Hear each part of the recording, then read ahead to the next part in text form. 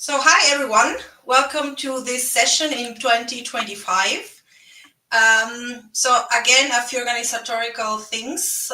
First of all, welcome everyone. We're really happy to have you here, and hopefully if you don't have the time today, you can just watch everything afterwards. Okay, so regarding the organizers, so this is us. Katrin is not here today. Most of the time she is there, but I'm sure she will take part next time. Then it's me, Marisol, and Samudra, who helps a lot, especially finding speakers. This is our Fabric community user group. I am going also to post a link here so that everybody can see it and also check it out. You can also become part of the group. And last but not least, we also have a few rules. I'm not gonna read all of them because we keep repeating them every time, but just be nice and respectful. And thanks to our sponsors, Bird and Drive, who help us organizing this and also creating some really nice merchandising. And yeah, today I'm really happy to greet Diana. She's with us today, and she's going to talk about the UX factor for Power BI reports. And for me, this is especially very exciting because I'm most of the time working in the backend, so I'm always eager to learn something regarding front-end to get better at it. So Diana, welcome. Hi, thank you. Thank you for having me. Today, as said, we are discussing the UX factor for Power BI reports. And what do I mean by that? It's about creating that special something in the development of Power BI reports. So one sentence about me. I'm a statistician and a Power BI report designer, and I try to combine both worlds, so analytics and BI, and to create reports that people really love to use. So I believe you're seeing my slides. So my hypothesis today is you can compare report design to dating. Imagine this app here, not a dating app, but it symbolizes the quest to find the perfect match between user and report. You swipe, make a first impression, but also maybe look at a detailed profile. After then, the first impression, which the first impression usually focus on appearance, but also content and accuracy. You get to know each other better. At first, you might look for red flags and ask yourself, can I live with this or not? Sometimes this results in a long-term relationship, much like a report that you create that stays for years. So I did create reports like 4 years ago that are still being used today. So that's a bit like a long-term relationship. And of course, there is no actual app to browse through potential reports, but I think the analogy fits in many ways. And today I brought along a few points to help you make a first great impression and also build a lasting relationship with your users. It's all about the match between user and report. And as Power BI dashboard or report creators, we want that our users really engage with the report, that they ideally enjoy using it and feel good about the experience. So I will walk you today through 2 key steps before diving into a practical demo where we will explore actionable ways to improve the user experience. So that special something refers to the unique qualities that make just a functional tool into a good or pleasant even experience. It's about creating more than just data presentation. It's about finding an emotional connection. So my first point. So focus on the basics is my first key point. This means ensure certain fundamentals are correct.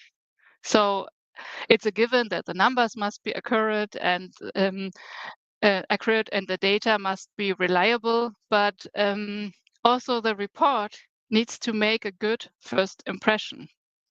Just like when meeting someone for the first time, you wouldn't show up in your oldest sweatpants or with unwashed hair or chocolate stains on your face. You would put something nice, you make an effort to look presentable, and the same goes for reports. When someone sees it for the first time, you have just a few seconds to make an impression. While it's possible to improve a bad first impression later, but a strong start is always better. So, and also the opening matters too. For a report, this could mean having a landing page with explanations, with overviews and high-level insights. And of course, the report must be functional and work well. Clarity is also essential. So communicate clearly and without misunderstandings. For examples, you wouldn't say that you love the countryside or classical music or so when you actually prefer the city and, I don't know, hip hop. Similarly, a report should be righteous. It should be clear and easy to understand. So if the user needs 10 clicks to find the central thing that he's interested in or she, they will really lose interest very quickly. So the user should grasp where the axes represent, the meaning of color coding at one glance. Of course, sometimes there are reports that are a little bit more complex, then it's always helpful to provide an introduction to help users find their way and to help understand all the complex things. Red flags. So when meeting someone new, whether it's in a relationship or a friendship or professional context, certain things can be deal breakers. So the same applies to reports. Some things are simply unacceptable, but everything else is subjective. You need to find out what are red flags to your users. So personally, I really get frustrated if I encounter more than 6 charts on a single page or unmodified default Power BI colors or excessive labels, and not to mention axes that don't start at 0. So for other users, the red flags might include categories in the wrong order or too many clicks to reach the desired results. So preferences vary, but certain basics must work. In Power BI, this means using the right visuals, avoiding unnecessary information, and also creating meaningful titles. For example, if it's clear that the x-axis contains dates because it displays years, there's no need to redundantly label it. So essentials include clear, understandable labels, not too much, but also not too few, and functional tooltips, for example, slicers that are clear what they are slicing, what they are filtering, and also dynamic titles. So these fundamentals apply to both to Power BI and also interactions between persons. But it's not about only the first impression, it's also what I said before about maintaining, so make a good impression and maintain a long-term relationship together.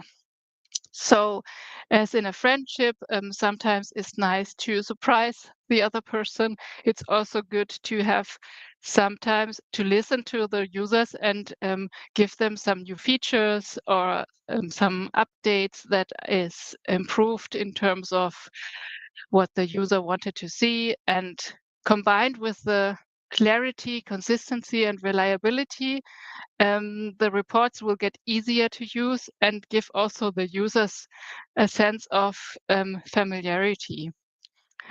So imagine going on a first date and your the other person talks also only about him or herself nonstop without giving you even the chance to speak. How would you feel? Probably overwhelmed and not taken seriously. And here, similarly, a Power BI report that bombards the user with information without even addressing their needs can feel equally frustrating. Like let's say like a good conversation. A report should be interactive, allowing the user to explore and find the information that matters most to them. So my second point is details matter. After establishing the basics, it's all about communication. We want users to form an emotional connection with the report and enjoy using it. To achieve this, we need to talk with the users. We need to understand what users value. Do they want 4 visuals on one page to compare 2 metrics side by side?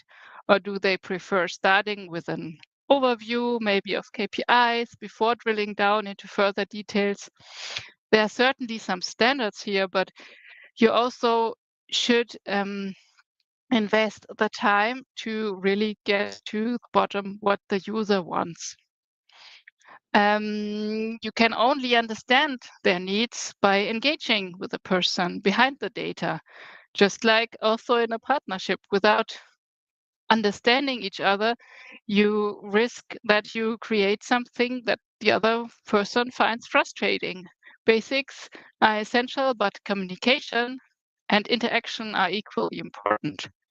So show small prototypes maybe, gather feedback regularly, and stay in touch to refine the report. So you can you should also, after the first report is delivered, maintain the relationship. You ask about feedback and try to help the user appreciate and enjoy the report really.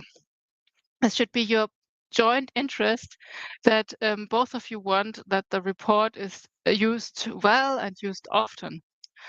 And normally a report should aim to remain useful also long term. This requires some listening to find shared goals and offer explanations.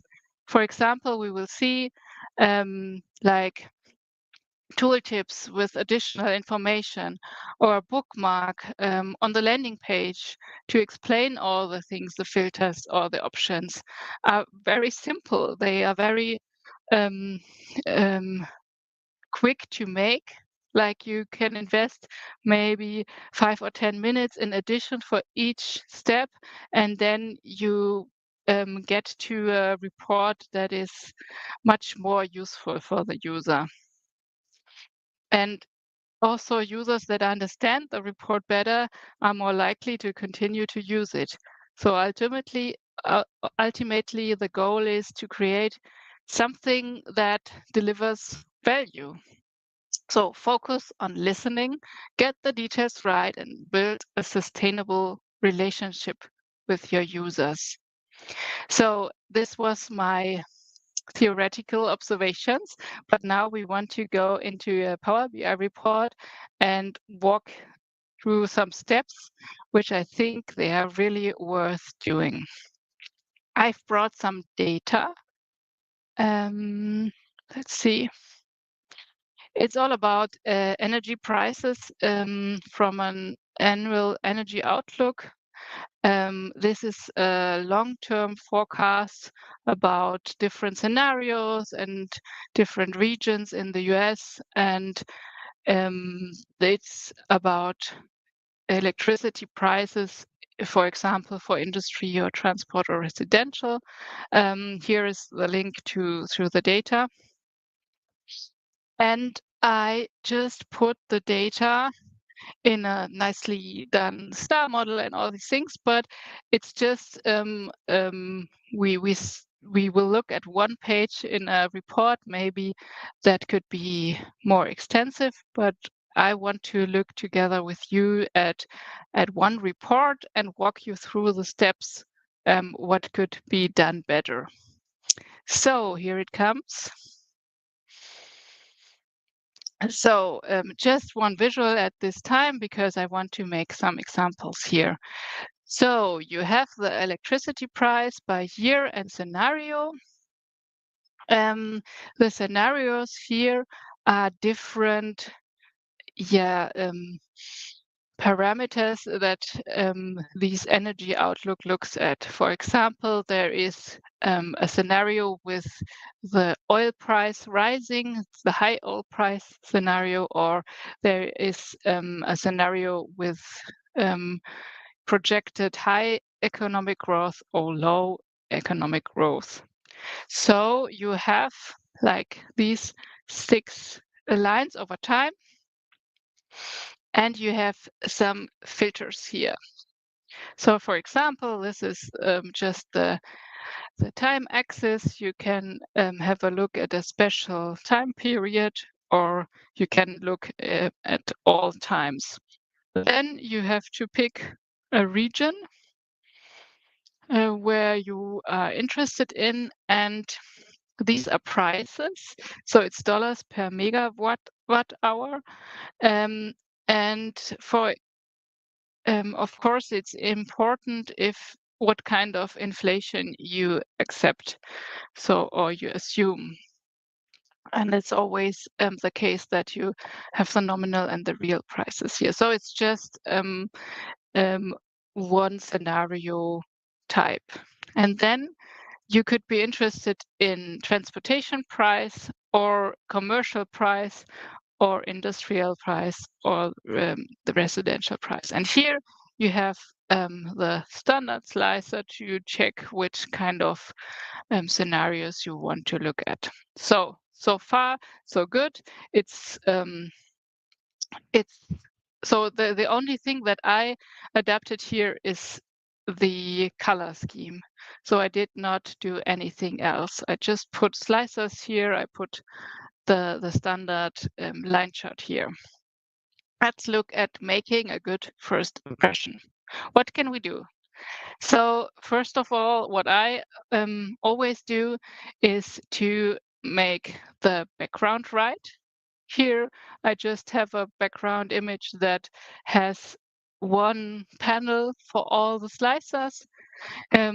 It's an easy fix because now it's very clear. Also, when you have here more visuals, it's very clear. All your filters are in this panel. They kind of get together with the dark rectangle here. So nothing special here.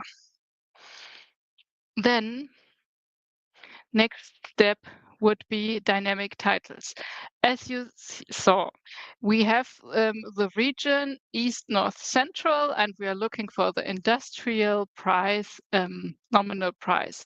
And before, we had just only electricity price by year and scenario, which is not wrong. It's right. Yeah, there is the price by year and scenario. But how much better is it, and how easy is that to achieve, to have here the change if you change the residential price, that you have the title residential electricity price, and what kind of region, and also if we change here the date range, is kind of obvious, but it's also nice to give you the hint you selected here something. So you can achieve this with 2 possible solutions. First of all, you could just make create text measure with the selected slicer values here and put together. That's this option. Or you could also have a text box with dynamic values. Here I use more often the text measure because, yeah, you're very flexible in what you want to show here. And this is also the subtitle. So I think it takes you 2 minutes, maybe 5, to change this here. And it's so much better, especially when you have this type of filters. And I think it's most of the time that you filter something because it's usually a dynamic report. So it's always better and not so hard to achieve to have dynamic titles. So it makes a better first impression. Somebody looks at it and okay, it's residential. I don't have to look here what I chose. Next time I adjusted here the slicers. I was not so happy that you have to scroll here.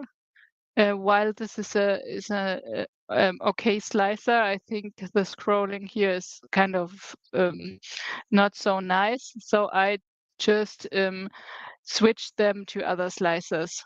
It's also important that you align them properly because your brain will see it when it's not properly aligned. So just also a small thing, slicers. And the next one, I just formatted this chart a little bit more.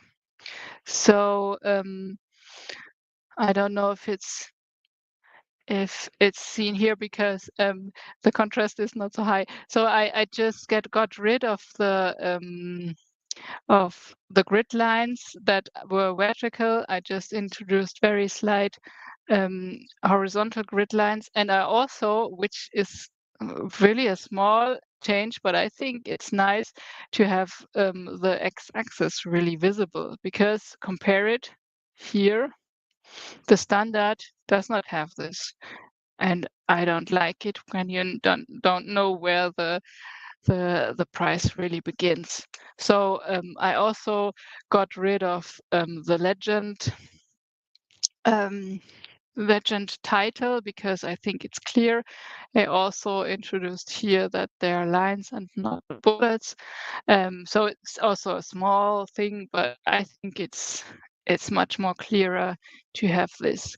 And if you have formatted one graph like this, you can easily adapt the format to other graphs when you include other visuals then. We're still with first impression, check your basics. For tooltips, I need to show you this. So the standard tooltips are okay. They show the right data. They show the year and they show all the 6 scenarios, but they are not in the right order.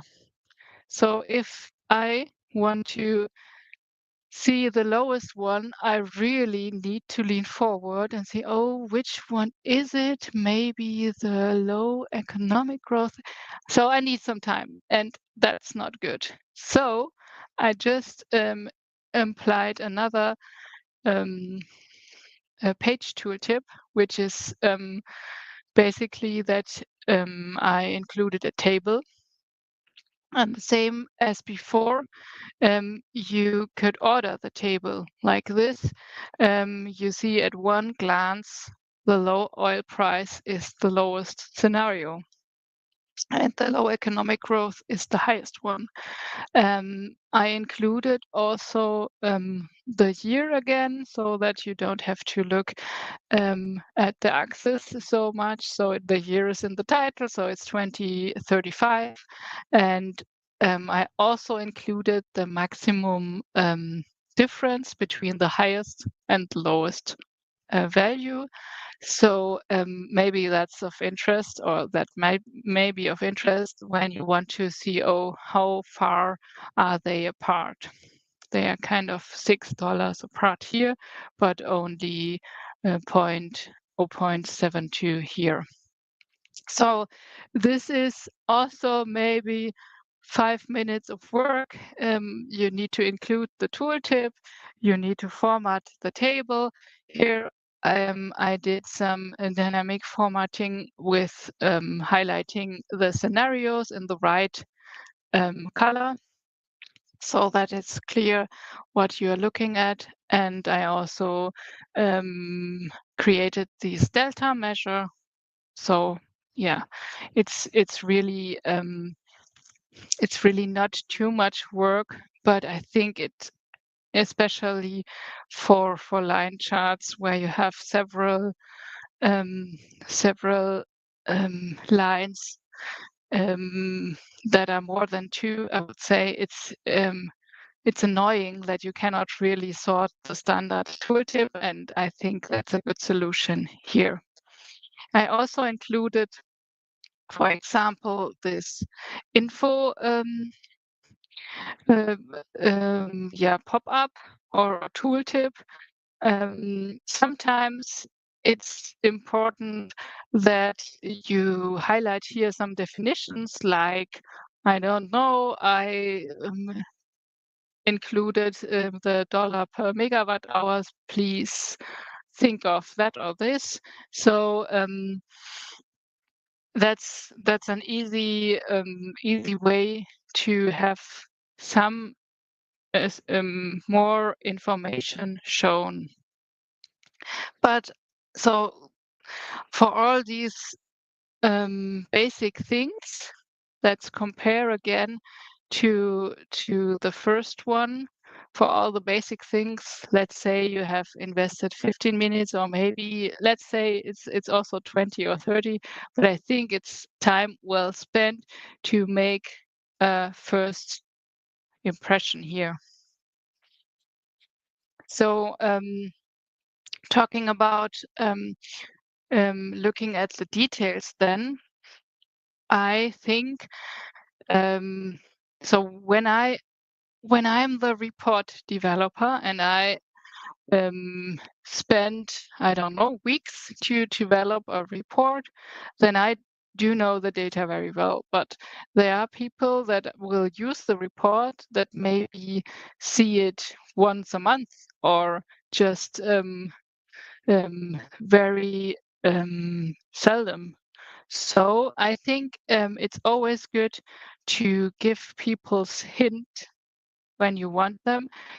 For example, here I used the info button to have the kind of explanation, and I think it could go very well on a landing page or when you have a filter page or something like that, that you just have here some more explanations like the filter panel is synced. That means the selections are set for every report page or whatever you can think of, and it's easily made. You can just take a screenshot of the page. You can go maybe to a PowerPoint or so, include all these explanations, and then create a bookmark here that you can close or open here.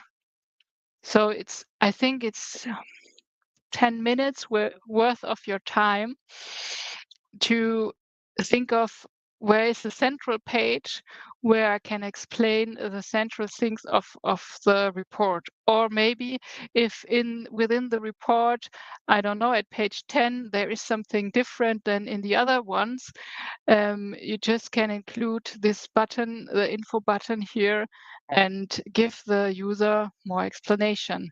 Because sometimes the people tend to forget, and then they write you or phone you and say, okay, how was it again? What was depicted here? Or so you can just help the user and make it a more pleasant experience if you can just, have it in the report and it's not too much maintenance. So now we do have the prices over time, but usually people don't look at graphs and say, okay, that's the value, but they want to compare something. They want to find out something. They want to make decisions based on the report. And that's where the communication comes in, the second part of my thoughts. So the basics are right. And now we have to talk to the person that's using the report. So I found out that they are interested in differences over time. So that's the same visual here, what we have before, with the same dynamic title. And now instead of looking at the deltas over time here, I just depicted it here. And I choose another set of another visual to do it, because when we have a report that shows a lot of line charts, and every time we look at the difference, you see kind of this lollipop chart, that people tend to identify, oh, that's a difference. That's not a value over time, but that's a difference. And that is what you have to have in mind when you design these. Let's say, okay, here I have always added some hints for you. So for this, to manage this, it's just one visual with error bars and one zero measure to have the zero and the differences here, because the measure I already have. So no big difference in time, so you can easily include the differences here. But now you find out, no, I'm not interested in the overall difference. I'm really interested in showing, selecting two scenarios and showing the difference here. So that's what we have here. It's possible to choose more scenarios, but in every time where they are not two, I have here the hint, please select only two scenarios to show the deltas. So I can select two here. With one, it's also not working. And then we have here the difference between first and second scenario. It's a general title, but here I also included the dynamic title, high economic growth versus low economic growth. Because if you want to maybe think of making a screenshot or so, then you always have to have both things on. And I think it's really worthwhile to spend this subtitle. Also, here it's clear that I also did some dynamic formatting, because if it's below zero, it's this light blue here, and if it's above, it's the dark blue here. So it makes it also easier. But here are very small differences. You can here change it, and then you always have the dynamic titles and you have the dynamic differences. And I also have here some information. So we need to add the visual, of course, with dynamic arrow bars, with the dynamic formatting and the dynamic subtitle. And you need to include one rectangle where you have the dynamic text. So the text is displayed when there is not the selection of exactly two scenarios. So you just can count the selected scenarios in a measure. And if it's not equal to 2, you can show the dynamic text. And in other ways, you can show blank. And you need, here I said also like around 5 minutes to have it. Maybe it's when you do it the first time, you need a little bit more, but it's really not a bother. And you could have done show the differences as 0 or as blank if you select just one, but I think here having the pop-up here gives a little bit more a nice impression, I think, to the users, and he's not questioning himself or if he did or she did something wrong, but it's clear that there's nothing shown because I didn't select two scenarios. But it's always important that you listen to the one that's using. So if they say, okay, two scenarios is not the one what I want to see. I want to see regional differences. So everything changed here to have one scenario only, and then you have here the regions as different things. You could here show then the differences in regions. So same as before, you would want to talk to the person what's most interesting in. I do have some other things. So I talked to somebody and she said, okay, I want to choose a year and then I want to compare it to a reference year. So I included here the slicers. You can now compare 2033 to this year. And you can also input things here, or you can just slice it. And the comparison here can also be greater, so that's no problem. So yeah, this just two slicers, and the value of the first year is shown here, and the comparison value is shown here. And you have here the dynamic annotation that you have the value, you have the comparison, and also you have the percentage change. So if you are interested in, I don't know, this scenario, you have it visually here, you have it with numbers there, and it gives the user the possibility to see what he or she wants to see. Because somebody would be interested in 10-year comparison and somebody would maybe interested in the most far comparison or anything else. So I also included here what you need to do. So two numeric parameters. You see here the first year and the comparison year. Then, of course, the card here with the reference.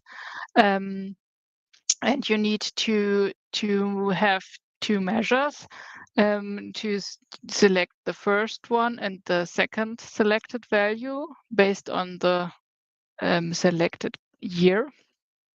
And you need two other measures for card and annotation. And then you need to add the detailed label. So I think it's also worthwhile to have a look at it and to make it easy for the person to compare it. So imagine I did this, I built this, get back to the user, and she says, okay, no, but I really want to see it for every scenario I tick, not only for one scenario as we had here. So you can just easily make a small multiples plot here. It's the same as before. You have the first year and the comparison year. You have here the comparison green bullet and the comparison other light blue point. And instead of the card here, I choose here a table, but you can also do now, it's a new feature now to have the card as small multiples, but you have so a good comparison here. So you see the differences, and the difference here in this scenario is then the biggest. So it's also good to talk to the people, because if they have to do this, okay, it's 16%, here is 29, and here's 11. So I think it doesn't have to be that the person needs to have all these numbers in mind, but you can help it and say, okay, I can display here 4, or if it's more then it gets a little bit more crowded, but it's possible too. So also listening and talking to the people, and when you have the first prototype, just give it to the people and ask what they want to have improved, and normally it's possible to improve it. So I got a last possible thing. Imagine I talked again to the user, and the user said, okay, I want to know the I want to see the years that are above the magical threshold of $10. Let's say the magical threshold is $10, and here I can really visually see it without having to browse through all the data. I can go here to this point and say, okay, in 2032 there is this $10 price first time above it. Here I included some additional minimum and maximum value. When you have the real values here, sometimes it's like this, that the value decreases. So it doesn't have to be that it always rises like this. And here I have this kind of reference label. It's just basically a line and a highlighted area. You can have it highlighted in top of the line or on the below of the line, and it's really not much work. I also included it here. You have to add a numerical parameter. This is for the reference line here. This is 2 clicks or 1 click. Then you have the 2 cards, and you need to have the measures, for example, for the min and the max, and the year. That's clear. And you need to add one dynamic y-axis reference. This is the blue line. And so the blue line is just the dynamic value of the reference line here. So if it's here, a selected value of this slicer is then here the reference line thing. And you need to have one more measure to get this highlighting done. Basically, it looks if the value is below the threshold or above, and for the for the other thing it's blank then. So you can just go to formatting and include an error band, and this is it. So 10 minutes, and you have something that the person doesn't need to look at manually. So you can have put in here a number, you can pick your scenario, and you have it at one glance. And it's always a pleasure for the user to have things at one glance. So these were my detailed discussions. So just one reminder, we started here with this, with a small number of scenarios over time, and it could have gone so as far as that.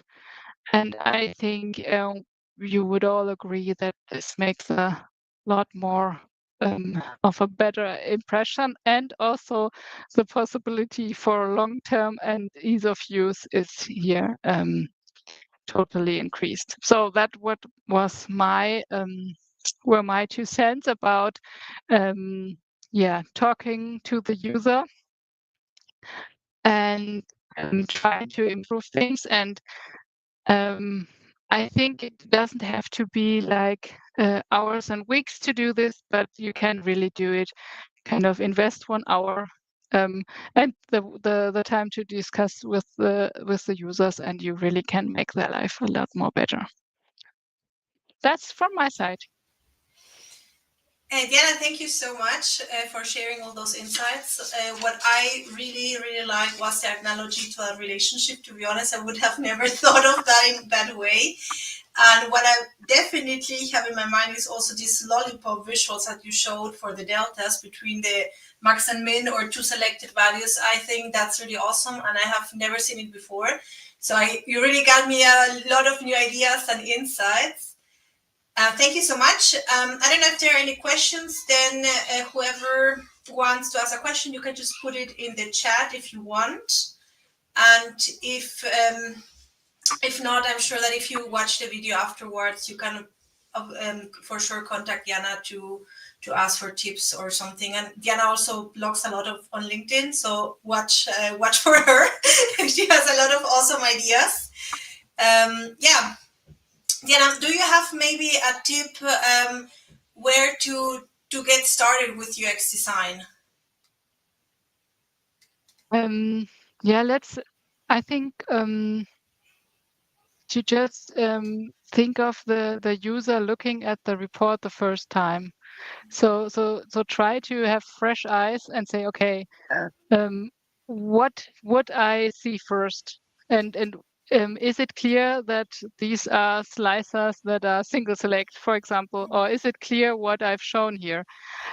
Also, you can go to your colleague or anybody and or your partner even and ask, what do you think when you see this?